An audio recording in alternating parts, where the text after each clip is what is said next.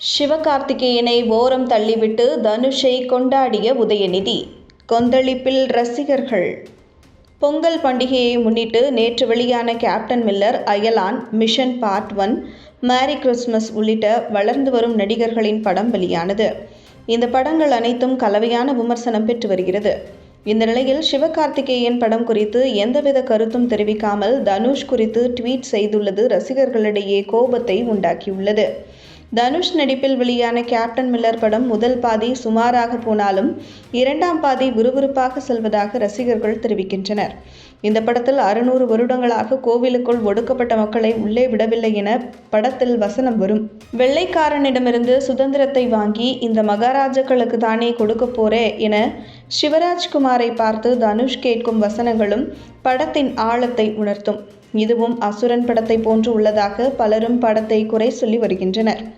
4 வருடங்களுக்கு முன்பு தயாரான படம் அயலான். இது நேற்று முன்தினம் வரை வெளியாகாது என்று தகவல் வந்தது. பல போராட்டங்களை கடந்து நேற்று படம் வெளியானது.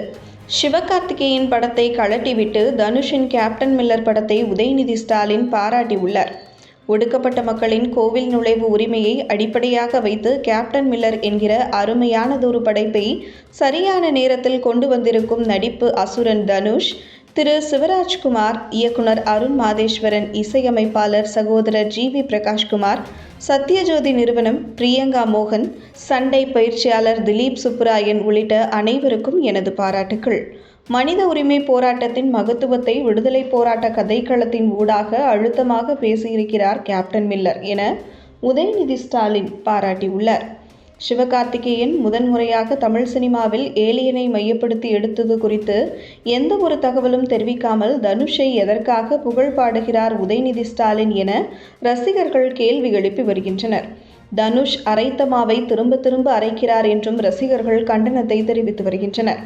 அயலான் தமிழ் சினிமாவில் புது முயற்சி என்றும் குழந்தைகளுக்கு ஏற்றது போல் உள்ளதாகவும் படத்தில் எந்த இடத்திலும் கிராபிக்ஸ் காட்சிகள் புசுறு தட்டாமல் அற்புதமாக உள்ளது என்று பல விமர்சனங்கள் வருகிறது.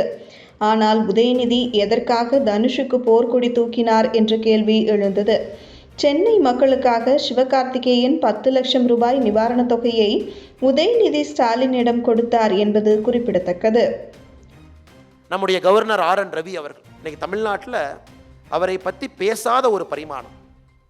National Socialist Council of Nagaland NSCN இருக்கு, ஐசக் மூவையா குரூப் இருக்கு. கவர்னர் ரவி அவர்கள் இன்டர்லோக்டராக வர்றதற்கு முன்னாடி பல பேர் இன்டர்லோக்டராக இருக்காங்க. ஆனால் வித்தியாசமான ஒரு விஷயம் என்னன்னாங்க, இன்னைக்கு இருக்க நம்ம ஆளுநர் RN ரவி அவர்கள் அன்னைக்கு IBயிலிருந்து ரிட்டையர் ஆகி ஸ்பெஷல் இன்டர்லோக்டராக இருந்த RN ரவி அவர்கள் இந்த பொறுப்பை ஏற்கும் வரை NSCN மீட்டிங் எல்லாமே இந்தியாவுக்கு வெளியே நடக்கும்.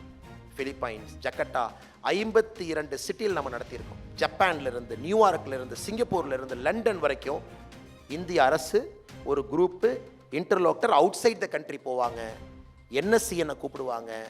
52 சிட்டியில் நாம மீட்டிங் நடத்தியிருக்கோம்.